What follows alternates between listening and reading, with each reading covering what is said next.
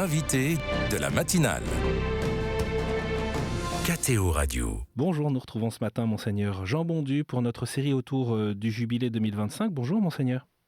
Bonjour Étienne et bonne fête. Oui, merci. C'est la fête de la Saint-Étienne, effectivement. Le Jubilé a été ouvert par le pape François dans la nuit de Noël. Et si vous suivez depuis le début de la semaine l'ensemble des épisodes, eh bien, nous en parlé de l'histoire et du sens des Jubilés, de la porte sainte, de ces gestes du jubilaire que tous les catholiques sont invités à faire. Aujourd'hui, et c'est un fait marquant pour un Jubilé ordinaire, le pape François a choisi d'ouvrir une porte sainte au centre pénitentiaire de Rebibbia à Rome. Bien sûr, ce sera à suivre en direct sur KTO.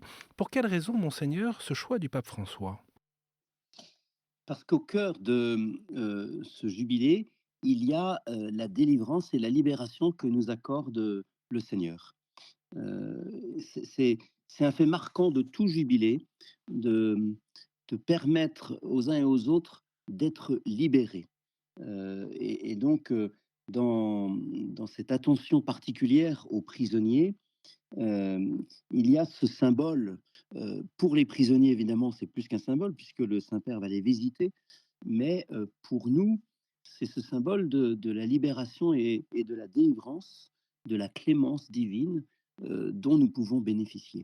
Certains peuvent ne pas comprendre parce qu'au fond, les détenus sont en prison sur décision de justice en raison des actes qu'ils ont commis. Se dire, mais pourquoi cette proximité de l'Église envers ces personnes qui ont commis des fautes, qui ont commis des crimes ? C'est vrai. Ces réactions que vous évoquez sont tout à fait légitimes. Euh, pour autant, quand on visite une prison, on découvre des hommes ou des femmes qui sont accablés par ce qui leur arrive. Ils ont posé des faits euh, qui ont peut-être été plus loin qu'ils n'imaginaient, et ils en mesurent les conséquences aujourd'hui parce qu'ils sont retenus, parce qu'ils sont détenus pour de nombreux mois ou de nombreuses années. J'ai personnellement un ami en ce moment en prison, je pense à lui en ce jour. Voilà. Cette période de détention est l'occasion, nous l'espérons, d'une prise de conscience du mal posé et de la nécessaire réparation. Nous pouvons, nous, être détenus dans notre cœur et dans notre esprit par des fautes, par des erreurs, par des impasses. Comment est-ce que la délivrance et la libération qui leur est promise par le Messie, qui leur est donnée par le Messie, va les atteindre et nous atteindre? D'autant que les détenus ne sont pas interdits de vie spirituelle. Justement, on voit de très, très beaux cheminements, dans la vie des détenus et il y a des demandes de baptême, des demandes de confirmation. Dimanche dernier, j'étais à célébrer Noël avec eux. Il y a là, si nous osons les approcher et si nous essayons de prier avec eux, il y a là une autre forme d'espérance. Le pape demande de réclamer avec courage des conditions dignes pour ceux qui sont emprisonnés. Évidemment, il parle pour l'ensemble du monde, et cela vaut aussi peut-être pour des prisons en Europe, le respect des droits humains et l'abolition de la peine de mort, une mesure, dit-il, contraire à la foi chrétienne qui anéantit toute espérance de pardon et de renouveau. Il y a aussi des demandes d'actes de clémence et de libération, et peut-être que c'est la particularité de ces signes que l'on retrouve dans cette bulle d'indiction du pape François autour du jubilé, des signes attendus de la part des chrétiens, de la part du monde, pour être des Mmh. témoins de l'espérance, c'est que c'est pas seulement des mots, c'est des signes très concrets, donc des actes de clémence et de libération. C'est habituel de la part de l'Église ? Oui, à chaque fois, il s'agit pas seulement d'inviter à la conversion, il s'agit aussi d'être dans une extériorité de nous-mêmes pour être auprès du prochain. Un peu comme le bon samaritain, finalement, si le salut nous est profitable, il ne peut pas l'être qu'à nous-mêmes. Il nous faut aussi qu'il le soit, pour notre prochain et pour ce monde. Et donc ces signes d'espérance, c'est une invitation à porter, l'amour de Dieu à nos frères et sœurs, à leur révéler cet amour et à ce que cet amour passe en acte. Le premier signe qu'évoque le Saint-Père, c'est la paix.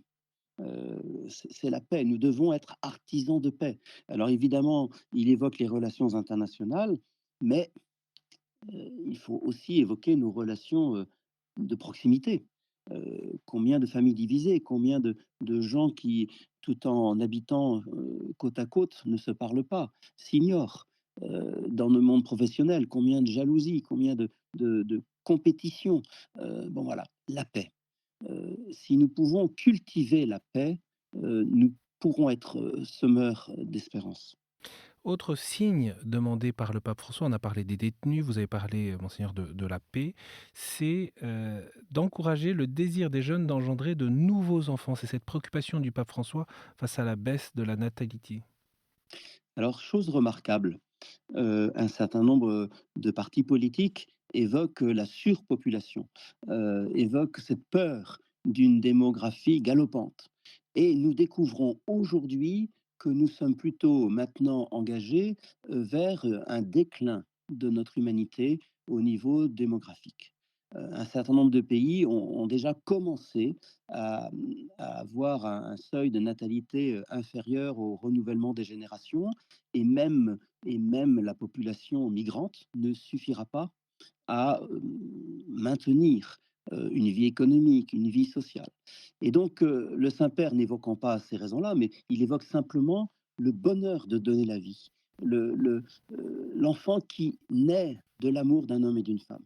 Eh bien, ces expressions-là, aujourd'hui, un certain nombre de couples, de jeunes couples, refusent de les vivre pour différentes raisons, quelquefois simplement par confort ou par individualisme. Et là, le Saint-Père nous demande de les inviter à donner vie. Oui.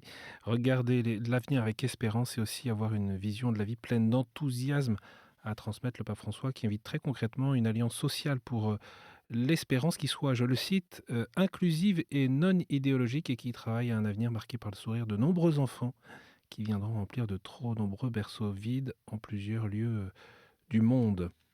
Je ne Par- sais si vous avez été attentif lors de son voyage en Corse, il a dit plusieurs fois son étonnement qu'il y ait autant d'enfants sur son chemin de pèlerinage en Corse. C'est d'autant plus étonnant que la Corse est un département où il y a peu de naissances. Mais visiblement, les familles beaucoup étaient de d'enfants, sortie. voilà, exactement, s'étaient groupés sur le chemin du Saint-Père. Et c'était une vraie joie que de partager la joie du pape François devant tous ses enfants. Des signes d'espérance devront être offerts aux malades, qu'ils soient à la maison ou à l'hôpital, écrit le pape François aussi. Oui, alors on connaît tout le travail qui se fait, par les chrétiens, les visites aux malades, que ce soit, en proximité dans avec le service évangélique des malades, ou même simplement par amitié ou par, voisinage. Que ce soit aussi dans les EHPAD, il y a des équipes d'aumônerie, que ce soit dans les hôpitaux, il y a tout un travail qui se fait, discrètement, silencieusement, justement pour, hem être auprès des malades comme, finalement ceux qui ne vont pas être là seulement pour s'intéresser à leur corps, mais pour s'intéresser aussi à leur cœur et à leur esprit. Ces visiteurs de malades sont signes d'évangile, de la proximité de Dieu. Ils sont signes aussi pour ces malades d'un avenir possible, de relations sociales alors qu'ils sont, à l'écart dans un hôpital ou dans une maison de retraite, de relations sociales toujours possibles. Et nous savons que nous nous renouvelons dans nos relations humaines, que nous trouvons la joie d'un regard, la joie d'un sourire. Voilà. Et donc, c'est très, très important que des hommes et des femmes se consacrent dans la visite des frères malades ou aînés. Et le soin envers eux est une hymne à la dignité humaine, un chant d'espérance qui appelle l'agir harmonieux de toute la société. Le pape François n'oublie pas d'ailleurs aussi une gratitude, une immense gratitude envers tous les professionnels de santé. Autre signe à apporter au cœur de nos sociétés sont envers les jeunes. Nous ne pouvons pas les décevoir, dit le pape François.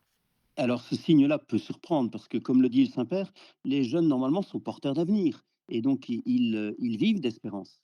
Et malheureusement, il pointe le fait que des jeunes voient leurs rêves s'effondrer. Hein, nous en connaissons des jeunes qui sont devant des impasses, que ce soit au niveau de la formation, au niveau de l'insertion professionnelle, au niveau même affectif, devant des échecs qui leur semblent insurmontables. Eh bien, comment est-ce que nous allons prendre soin de ces jeunes? Comment nous allons leur donner notre confiance, comment nous allons leur laisser une place, même avec, j'allais dire des ratés. Il faut que les jeunes puissent, nous trouver à leur côté et que nous cheminions en étant sûrs qu'ils donneront le meilleur d'eux-mêmes, si ce n'est aujourd'hui, demain. Et on sait que le pape François lie les jeunes et les personnes âgées en leur demandant toujours de se rencontrer, valoriser le trésor que sont les personnes âgées, leur expérience de vie, la sagesse dont elles sont porteuses et la contribution qu'elles sont en mesure d'offrir à nos sociétés. Là aussi, il y a une invitation à leur porter un signe d'espérance. Tout à fait, oui. Il a une pensée particulière pour les grands-pères et les grands-mères d'ailleurs, qui représentent la transmission de la foi et de la sagesse. Dans nos sociétés, nous commençons, je crois, à redécouvrir que nos leçons de vie humaine, nous les recevons de nos aînés, de nos anciens. Nous gagnerons du temps à être auprès d'eux pour les écouter, pour avoir un avis de leur part sur ce que nous vivons, pour recueillir leur expérience de vie et leurs leçons d'humanité. Et puis, bien sûr, pour le pape François, il y a une attention particulière à la fois aux personnes migrantes et aussi aux personnes qui sont dans la pauvreté aujourd'hui. Il parle des milliards de pauvres.